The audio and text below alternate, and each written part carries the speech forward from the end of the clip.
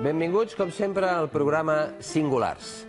L'any 2006, segons el Premi Nobel d'Economia Paul Krugman, els 25 gestors de hedge funds més ben pagats dels Estats Units van cobrar un total de 14.000 milions de dòlars, 3 vegades més que la suma de tots els sous de 80.000 mestres d'escola de la ciutat de Nova York. Ho han sentit bé?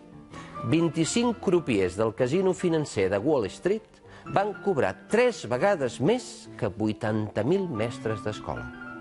Aquesta bogeria, per no fer servir una altra paraula, pot ser legal, evidentment. També ho és haver desnonat desenes de milers de famílies a Espanya. Però és moralment acceptable? Quan una llei és socialment injusta, s'ha d'acceptar? Als Estats Units, per exemple, la Fiscalia de Nova York va reclamar la setmana passada al totpoderós Bank of America 1.000 milions de dòlars per processar préstecs hipotecaris sense sotmetre'ls a les anàlisis de qualitat i risc necessàries. On és la Fiscalia aquí? Buscant quimeres? De moment, el 2010, la banca espanyola va aconseguir el 99,59% de les ajudes per superar la crisi, cosa que suposa que a cadascú de vostès se'ls va imposar un impost de gairebé 2.000 euros. És acceptable que els ciutadans hagin de pagar la mala gestió dels responsables administratius i polítics de les caixes? I mentrestant, una de cada 4 persones amb edat de treballar no té feina. 5.778.100 persones en total, el 25,02%. I el rei, que va dir a l'Índia que des de fora Espanya es veia millor, però que des de dins feia plorar. És veritat? Fa plorar a Espanya? Doncs hem anat a buscar una persona que de 365 dies aquest any n'haurà viatjat 302. És a dir, que veu moltes vegades Espanya des de fora. Al novembre del 2009, sí, el 2009, el vam convidar i ens va dir que no anàvem bé. I avui l'hem tornat a convidar per saber si encara anem pitjor. Ell és Marc Vidal. Viu a Dublín, emprenedor d'èxit, expert en economia digital, impulsor de moltes empreses, una de les 10 persones més influents d'Espanya a l'internet, conferenciant internacional, col·labora amb universitats a Amèrica i a Europa i ara lidera el projecte IDODI, que amb seu a 7 països vol convertir en realitat qualsevol projecte de base tecnològica. Per cert, li agrada parlar molt clar. Feta la presentació, comencem. Benvingut. Gràcies. Gràcies per seguir. Marc Vidal, per favor, segui. Vostè és d'aquests joves que ja viu fora, viu a Dublín. He dit jove, el veig jove. Quina edat té, si ho puc preguntar? Em sento jove, tinc 42 anys. No sé, avui en dia això és ser jove, segurament. Quan fa que viu a Dublín? A Dublín fa pocs mesos, però estàvem a Londres, hem estat a Miami, hem viscut a diversos espais del món i sempre tornem un cop al mes o així per Barcelona uns dies. Vostè ho veu, doncs, com que viatja tant, veu Espanya des de fora. També plora, com el rei? Des de fora es plora, eh? Vull dir, això de que des de fora es veu millor Espanya, no sé amb qui parla ell, però amb qui parlo jo, Espanya no la veuen pas bé. El que veuen és un país amb una situació pràcticament d'hipoteca per sempre. Vull dir, Espanya està hipotecat per sempre. És la incapacitat per pagar tot el que es deu, bàsicament per la gestió política i bancària que s'ha dut a terme durant aquests últims anys. És històric, però durant aquests últims anys ha sigut molt més greu. Porta una situació que des de fora ningú se la creu. Vull dir, els discursos oficials que diuen que estem recuperant alguna situació, que estem millorant en algun sentit, evidentment des d'allà no es veu en cap cas.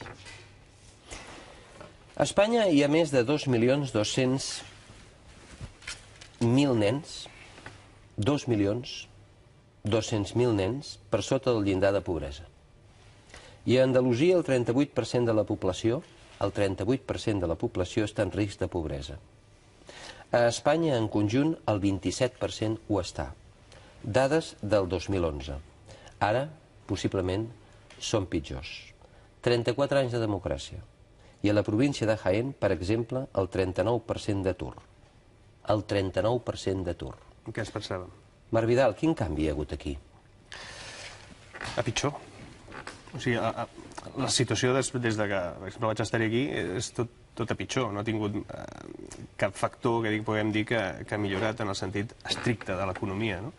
El que jo crec que ha passat també és que s'han mantingut els mateixos a l'espai on havien estat els que havien fabricat aquesta situació, els que havien estimulat que les coses estiguessin tan malament com estan. Un dels problemes fonamentals és que estem parlant contínuament de crisi, en comptes de parlar d'un canvi de model absolut en el món occidental, en els que Espanya s'inclou, i que els senyors que havien de pilotar aquest procés, els que havien de conduir-nos en aquest canvi, són uns senyors que són absolutament incapaços de fer-ho, que estan molt preocupats per la seva cadira, que estan molt preocupats perquè no canviï pràcticament res del sistema polític, que no es modifiqui res del sistema de privilegis creat en aquest país i en altres com el nostre, i al final el que estem tenint són els mateixos actors per una situació tremendament complicada que inclús no permet que hi hagin paraules, adjectius que puguin suavitzar la situació, perquè si haguessin d'utilitzar els adjectius reals serien malsonants, molt malsonants. Perquè aquí hi ha hagut una estafa global de l'establishment.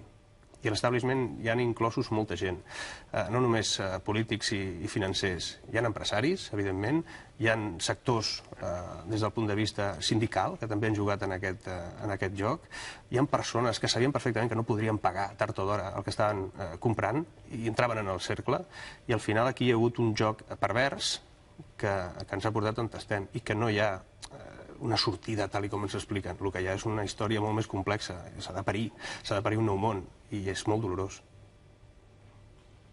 Estafa de l'establishment. Sí. Ens han estafat. Ens han anat dient coses que no eren certes, ens han anat donant dades que no eren reals, ho continuen fent. I han cregut que durant aquest temps seria factible que les coses recuperessin. Jo us dic que estem a 2 i encara que estiguem a 1, perquè algun dia, tard o d'hora, estarem a 2. I quan sigui evident, ja haurà passat tot. El problema és que el conductor d'aquesta nau és algú que no sap ni el que val 2 ni el que val 1.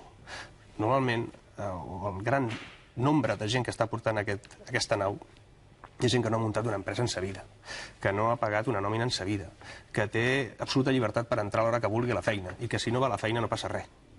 Aquests són els senyors que porten aquesta història. Vostè parla d'estafa, parla de mentides. Ara passarem un vídeo on es diu mentides. Mentides greus. I després aquestes mentides queden i no passa res. El vol veure? Sí. Mirem-lo, sisplau. Rodríguez Zapatero le va a subir el IVA a este niño que venía aquí. Los chuches. Va a subir el IVA de los chuches también. Entidades solventes, entidades fuertes, que den crédito a las pequeñas y medianas empresas y que den crédito a las familias españolas. No hay más razón que esa. Es decir, no estamos haciendo un favor absolutamente a nadie. Las condiciones se les van a imponer a los bancos, no a la sociedad española. Estamos ante el presupuesto que más porcentaje, que más proporción de gastos por euro gastado se aplica en las políticas sociales desde que tenemos la democracia en España. Caben dos posibilidades: que esa agencia tenga razón y mejor información que yo, lo cual es muy posible, o que no sea así, lo cual, pues a lo mejor también es posible o no, ¿qué más da? Pero si a usted le sirve de algo lo que yo pueda decirle, y si le parece que lo que yo pueda decirle es más importante que esa filtración, le diré que no. Pero vamos, aún así puede usted pensar lo que estime oportuno y conveniente, porque además a lo mejor acierta. O sea que... De què riuen? De què riuen els periodistes? Ens agrada riure, les gràcies. Ja, és que això no té cap gràcia. Vull dir, hem arribat a la perversió absoluta de la situació. O sigui, un senyor està jugant amb les paraules, està simulant una realitat que els que estan davant haurien de saber que no és certa, que a més està negant l'evidència, o sigui, aquest país serà rescatat, vulguem o no vulguem, perquè ja ho està en termes generals, i li estan rient les gràcies. Si ells són periodistes, o són analistes, a què juguen? Aquests senyors que estan allà haurien d'escoltar-lo i escriure sobre el que ha escrit, sobre el que ha dit aquest senyor, i a més analitzar-ho per donar-li valor. I després hi ha opinadors o no opinadors, però el que no pot ser és riure-li la gràcia a aquest senyor.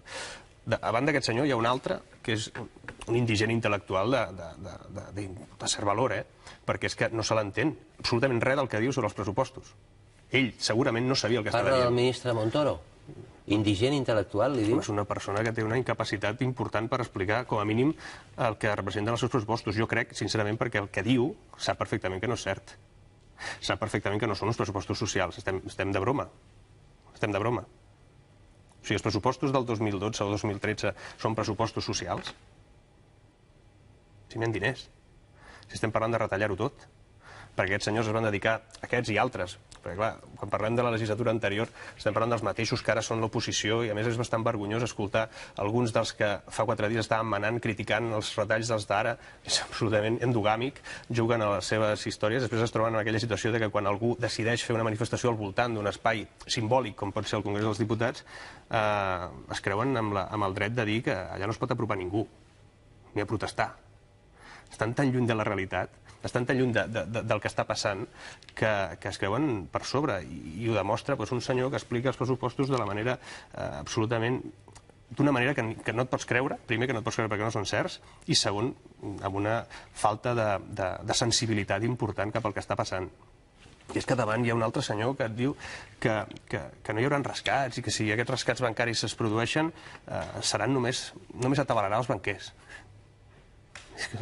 Escolti'm, les preferents que no ho pagarem els ciutadans, això, diuen. Diuen, les preferents que són, els costos que té... Aquest país està hipotecat de per vida. I està hipotecat de per vida precisament per això, perquè s'han de pagar aquestes coses. Quan parlem del FROB, per exemple, o quan parlem d'aquest fons que es crea ara, quan parlem del FROB estem parlant d'una cosa que ho paguem tots. És que sembla com que aquests diners estiguin inventats. Com si aquests diners no fossin nostres. Com si fossin ells els que ho paguen. Doncs no, el FROB són diners de tots. I cada cop que s'atabala el FROB, s'atabala la societat espanyola. I cada cop que es treuen diners o s'augmenten els pressupostos per pagar aquestes coses, se li demanen els diners als espanyols i als catalans. I aleshores vostè per què creu que un ministre com el senyor Guindos, que ha tingut càrrecs importants en banques d'inversió, oi?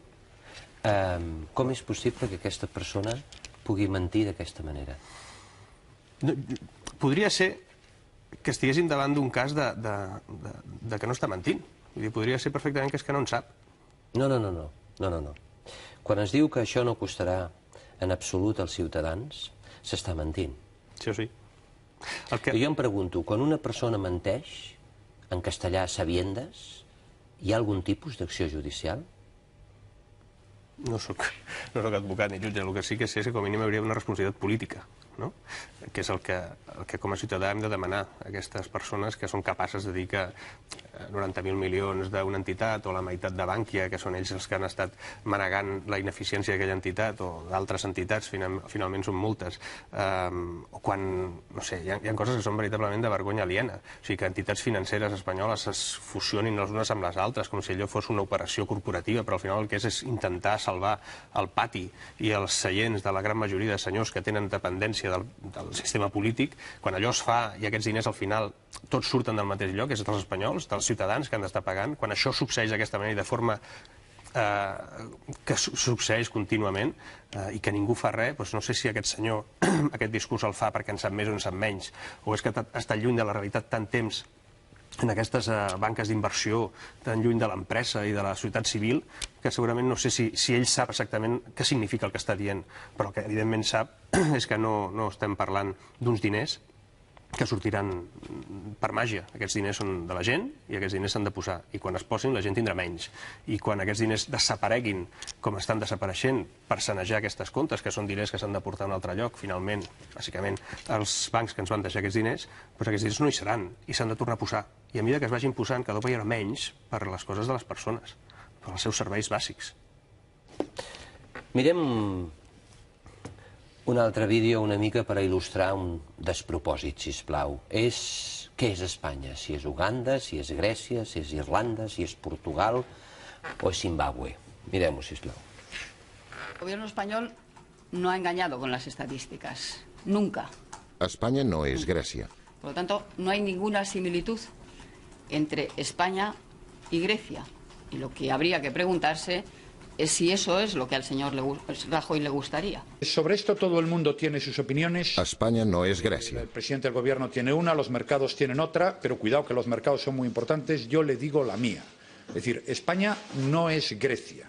España, desde luego, no es Irlanda y no es Portugal. Tiene una estructura económica más sólida. España no es Irlanda ni Portugal. Probablemente mejor que la que tienen esos otros países afectados. Eso es consecuencia, esto es muy importante entenderlo, es consecuencia de que hemos adoptado las medidas que teníamos que adoptar. España no es Uganda.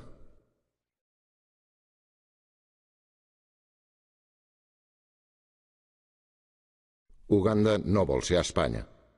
Si España creciera como crece Uganda, estaría muy bien. Desde el 2008 hasta hoy, España se ha contraído un 2,5% y Uganda ha crecido un 17,5%.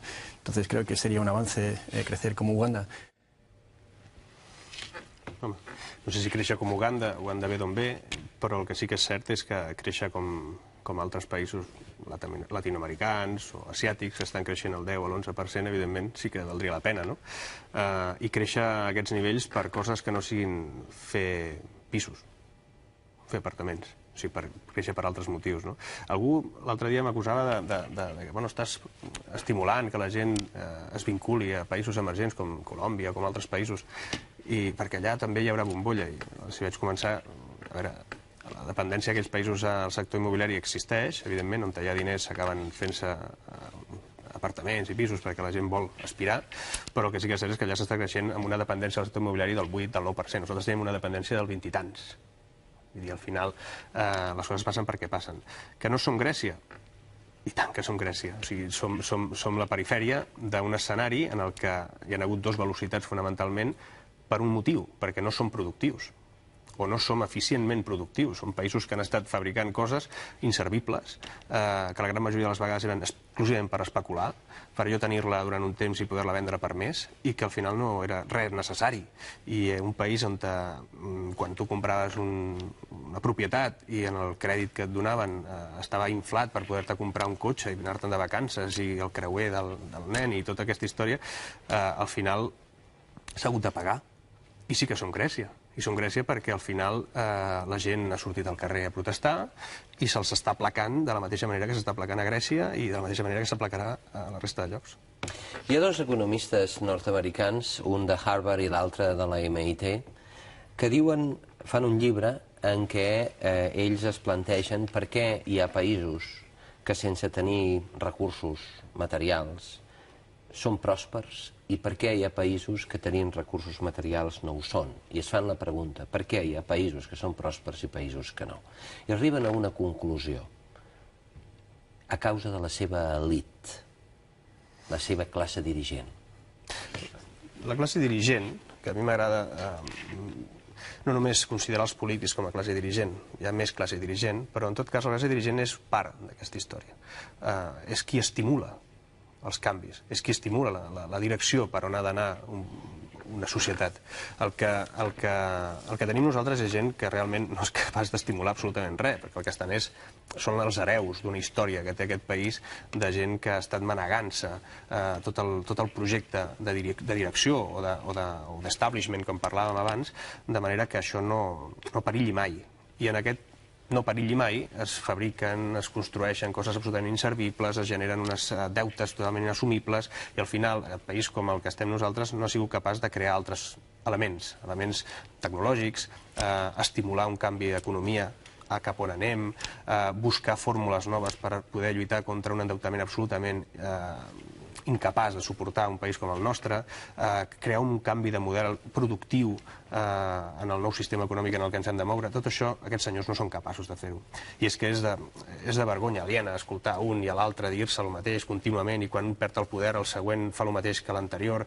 I aquest joc sinistre de veure sempre els mateixos dient el mateix és molt evidenciable, no? I a més demostra clarament que els països que no tenen aquesta classe dirigent, aquesta èlit dirigent que sigui capaç d'entendre per on van els cursos de la història, al final et porten a un forat. I és que són molt importants qui ens manen. O sigui, qui ens mana o qui determina per on va un model polític, un model econòmic, o cap on s'ha d'apostar o cap on no, els que determinen aquestes coses són els que marquen realment al final el procés de modernització d'un país. I si aquests senyors són incapaços, perquè ho són, d'entendre realment el moment en què estem visquent, passa el que passa. Aquests senyors fa dies, o fa mesos, o fa anys, han estat dient el mateix, que això és una crisi, que tard o d'hora recuperarem.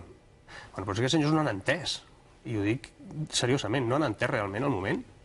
Aquests senyors no han entès que això no té a veure amb una crisi exclusivament, que la crisi, al final, és la lluentor d'un procés, és aquella explosió d'un volcà que ens defineix d'alguna manera que alguna cosa ha passat, i aquesta cosa està passant.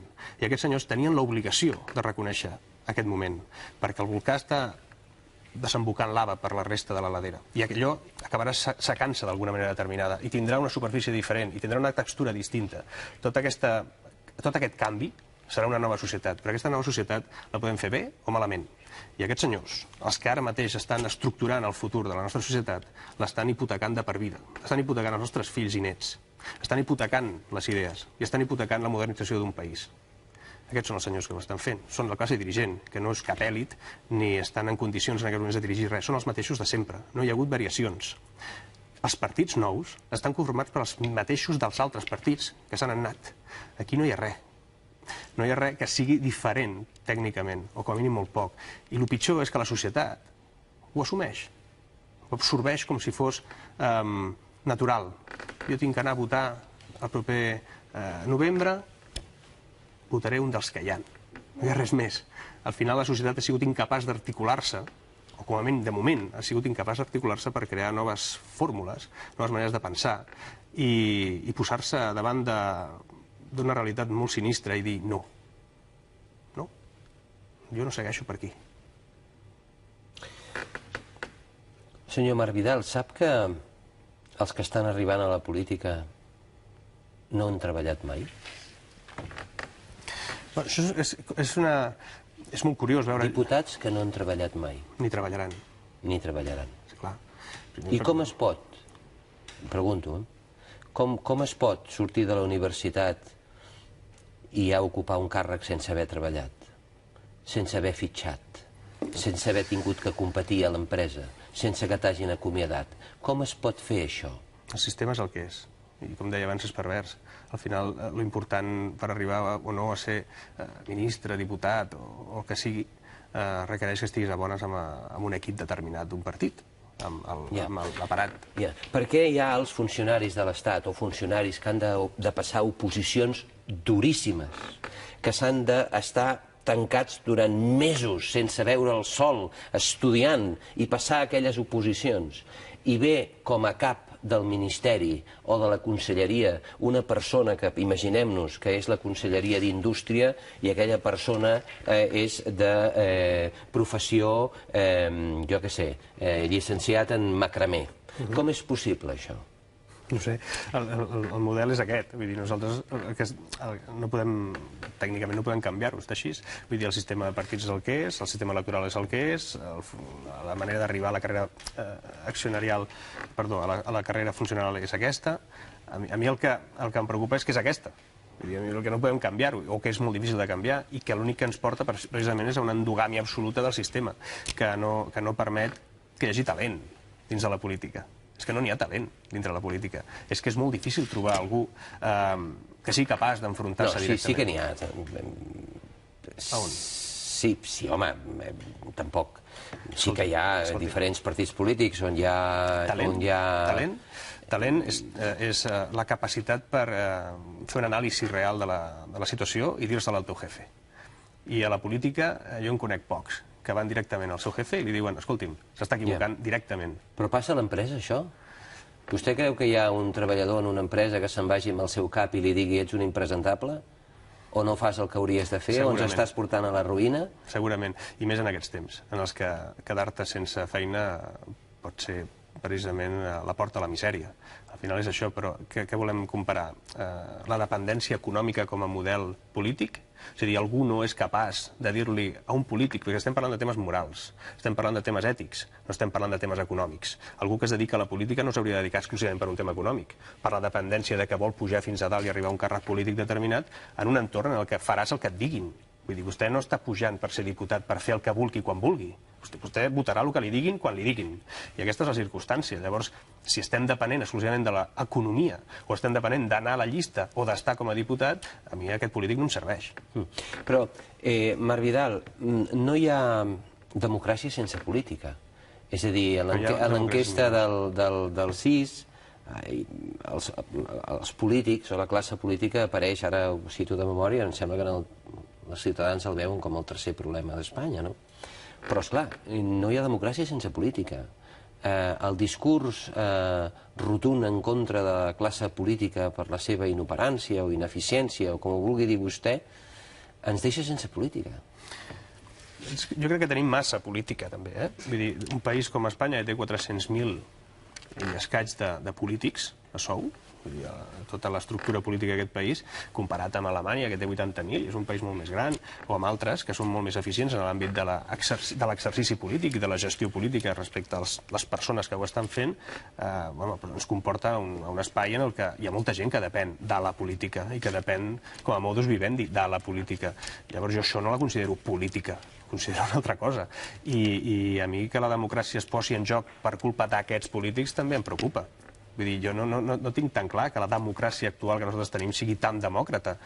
No em quadra amb algunes de les coses que estan passant, no em quadra amb que jo no em pugui manifestar de forma contundent en un lloc determinat. O sigui, és que a més m'estan dient que estan planejant com estructurar aquesta capacitat de manifestació dels ciutadans.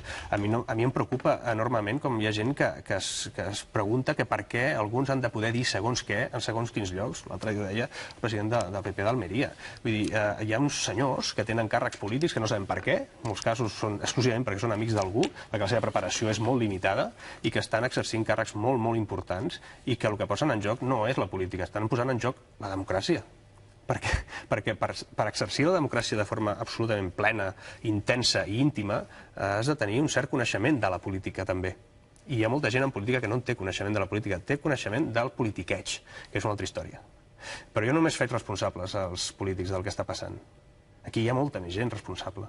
Aquí hi ha uns senyors que es dedicaven a deixar diners a exportes d'una manera absolutament indecent i que, a més, quan han passat les coses, que és la reproducció de la seva mala gestió, la seva ineficiència absoluta, aquests senyors segueixen al mateix lloc. Aquests senyors encara s'han repartit més diners. Aquests senyors, quan els han fotut fora, encara s'han emportat més diners. I està tot en entredit, però aquests senyors només tenen els diners. I aquests senyors són els que, d'alguna manera, han fet connivència amb la política, que la fan sempre, que són els banquers.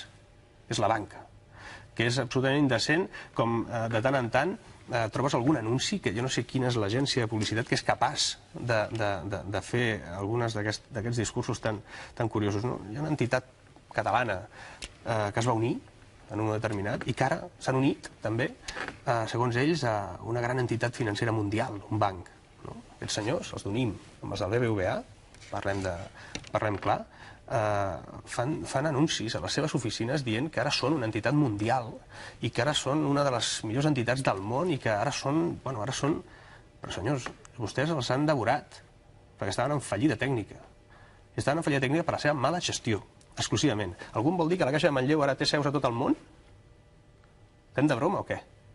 Però estem de broma amb altres entitats que estan fent el mateix, fent uns discursos absolutament demagògics sobre que ara són entitats financeres brutalment eficients i solvents.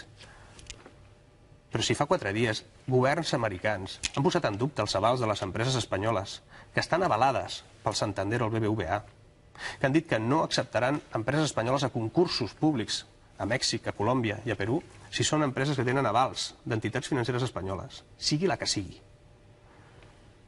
Per què no ens fan aquest discurs real? Per què no ens expliquen exactament com està el procés bancari? Qui està pagant tot això? I per què, durant els propers anys, ho pagarem de veritat? Perquè, encara que visquem fora, ho dic perquè hi ha algú que posarà en dubte, escolti vostè, que viu fora, jo he vist fora i pago impostos a Espanya. Vist de fora no vol dir que no puguis pagar impostos a Espanya. De fet, has de pagar. impostos a Espanya durant molts anys. Jo estic pagant també això. Parlant de demagògia, veiem un altre vídeo, sisplau. Aquí el té. A Espanya estem aplicant serioses mesures econòmiques que ja han començat a donar fruit, incrementant la productivitat, la competitivitat i l'exportació de béns i serveis. Que sea el arma y que sea el escudo contra quienes no ven esa España del presente y del futuro con ilusión y con alegría. Yo le diría que ya lo somos, que estamos saliendo de la crisis y que estamos viendo ya señales esperanzadoras en un entorno muy difícil, en un entorno de una crisis econòmica muy dura.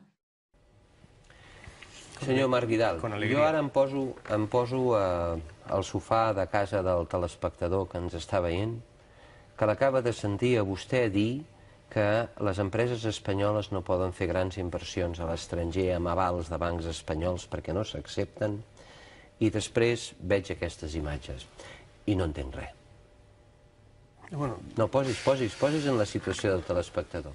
Clar, però és que el telespectador està rebent una informació des de fa molt temps que ja podria tenir la consciència de que no ha sigut veritable, en molts casos.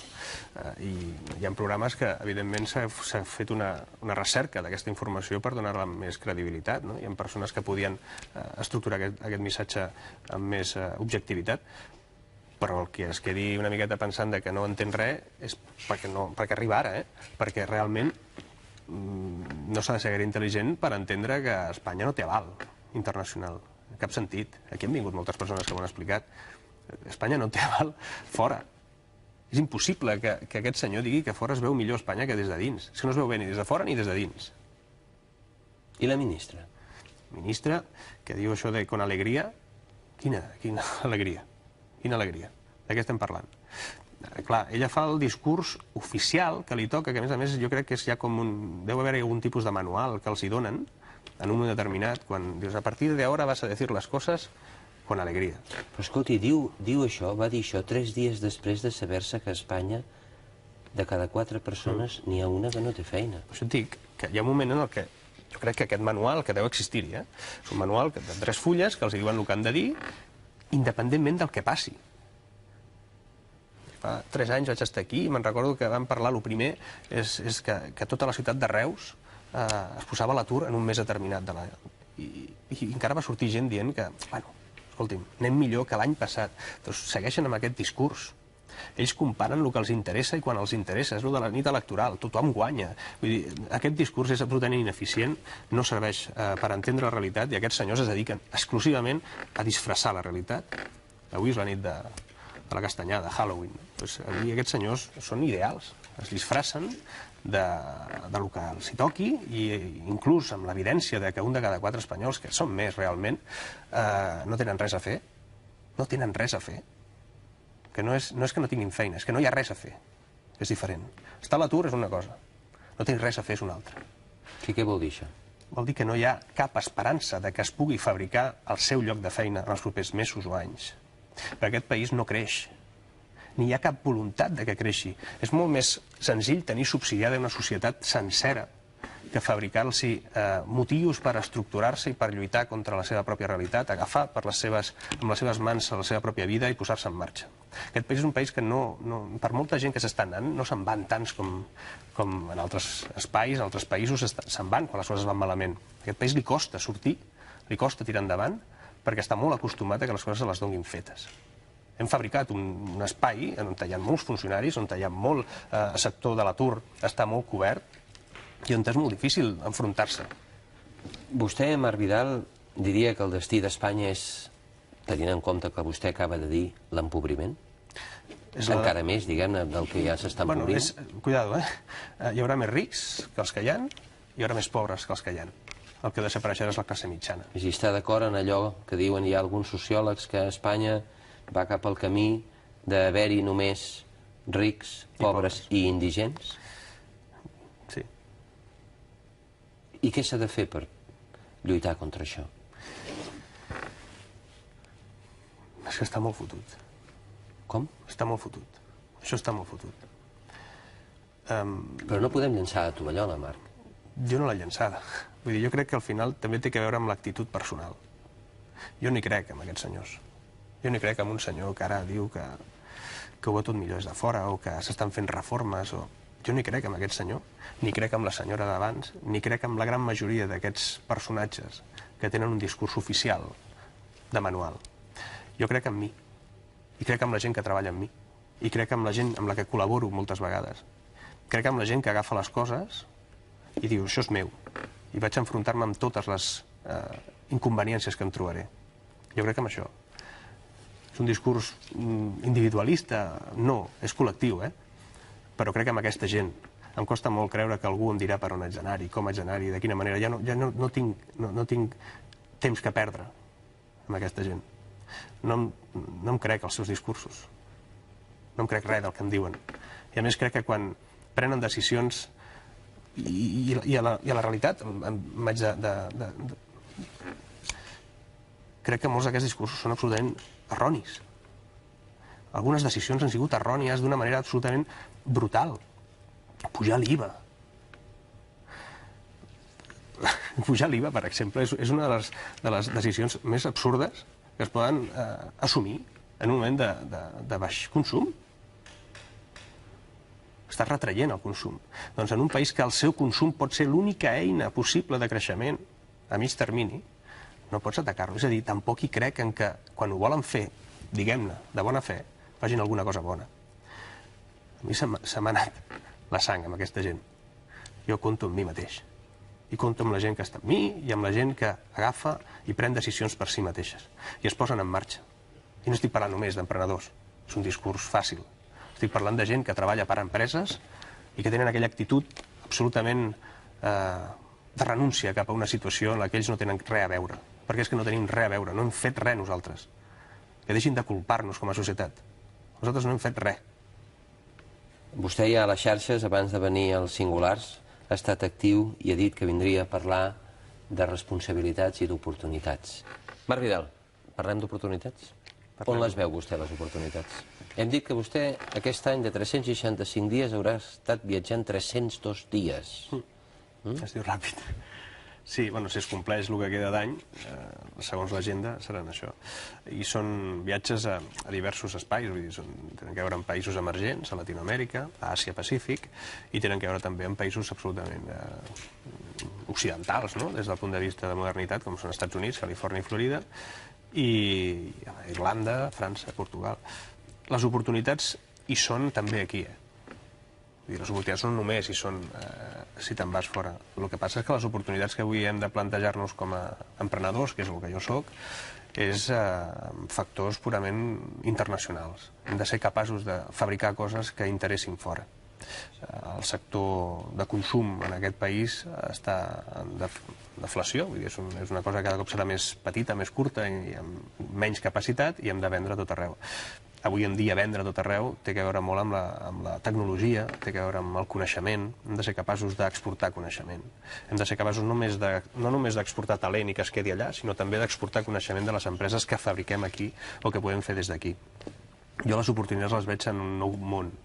Jo crec que el món, tard o d'hora, s'estructurarà d'una altra manera, trigarà més o trigarà menys. Això és un part, i és un part dolorós. I serà molt dolorós, això no és fàcil. I en aquest part, en aquest procés, apareixeran aquestes oportunitats. Ja, però, Marc Vidal, hi ha gent que fa poc ha entrat en l'atur, hi ha gent que ja porta 3 anys en l'atur i no hi veu sortida. Cada mes se'n van molts joves. Malauradament, la gent que amb 50 i pocs anys es queda a l'atur segurament no treballarà mai més. Parlem d'oportunitats, però hem de també ser realistes. I quina societat és aquesta? Quina societat és aquesta que persones sanes, amb totes les seves facultats per treballar, perquè tenen cabells blancs, ja se'ls arracona i se'ls posa en una cuneta? Quina societat és aquesta? Quina societat hem construït o estem construint? Això és acceptable socialment, moralment? No. És una societat espatllada. És una societat espatllada. Tècnicament, com a màquina, està espatllada, perquè hi ha unes peces fonamentals, que a més són les peces de l'experiència, aquelles peces que són capaces de donar-hi la volta a algunes coses que venen d'una manera, però diuen, això es fa d'una altra manera, que jo tinc experiència per fer d'una altra manera, aquestes peces no hi són. Però vostè creu que aquestes persones que fan aquestes polítiques i executen aquests dictats, siguin alemanys o no, es posarien davant de persones de 45 anys i els dirien que ja mai més tornaran a treballar perquè són vells? No s'atreviran. Vostè creu que ho farien, això? No s'atreviran. No s'atreviran a dir-ho. Però depèn dels que estem muntant negocis, els que estem portant projectes en marxa, de que entenguem que hi ha gent d'aquesta edat, i jo ho faig tots els dies, jo poso anuncis buscant feina, i no poso cap límit d'edat, poso uns límits de coneixement, o poso uns límits de mobilitat, i trobo persones, de fet, la meva mitjana d'edat en la meva empresa és alta, no són només gent sortida de la universitat, perquè s'ha de considerar, i és una voluntat que hem de tenir tots els empresaris, els emprenedors, de trobar gent independentment de l'edat que tenen. Tothom té coses que aportar i tothom pot formar-se per tenir aquella capacitat.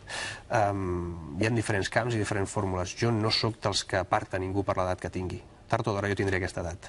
I pot ser que el meu projecte fracassi. I hagi de tornar a començar i necessitaré que algú pensi com jo, perquè si no em quedaré a l'atur. Per les persones que tenen aquesta edat de més de 45 anys, que potser han dedicat més de 25 anys de la seva vida a l'empresa X, hi ha un expedient de regulació i se'ls fa fora. I ara amb la gran reforma laboral, ja veu vostè, que volien reduir els contractes i n'hi havia 50 i n'han passat a 51. I l'única cosa per què serveix aquesta reforma, segons molts economistes, és per acomiadar.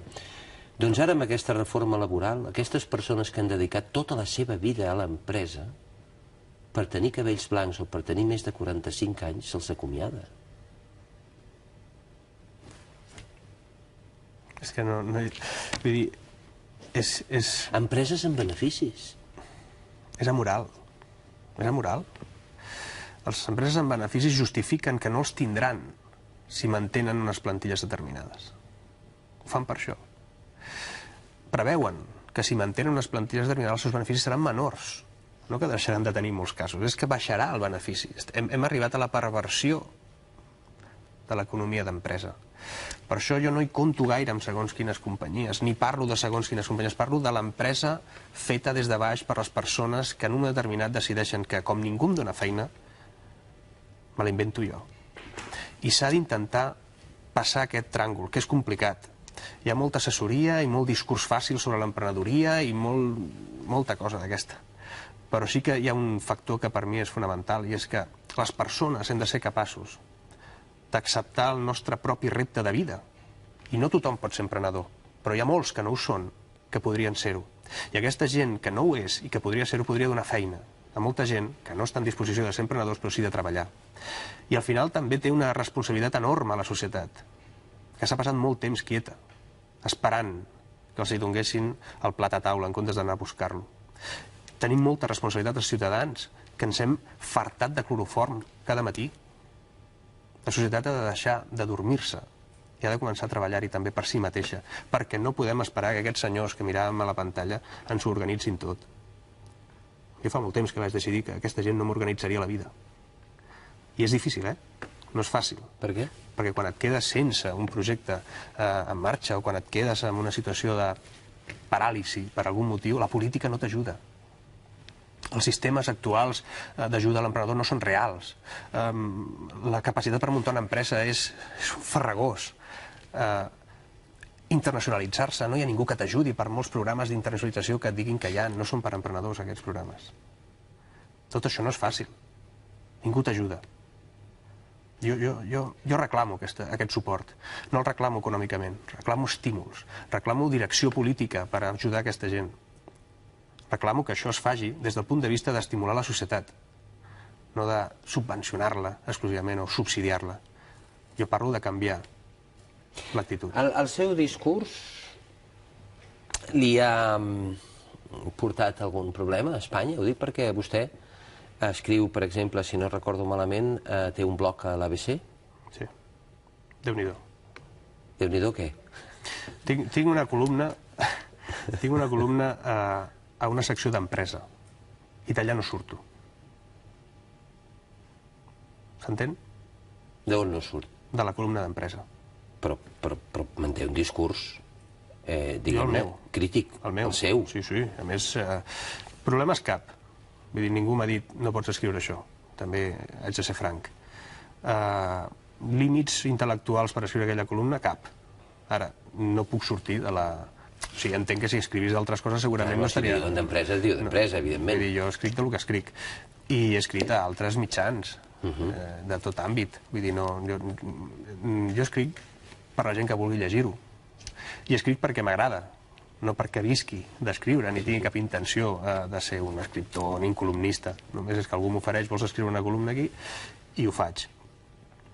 Em genera de tant en tant algun tipus d'anàlisi intel·lectual i ètic intern a on surt això, no?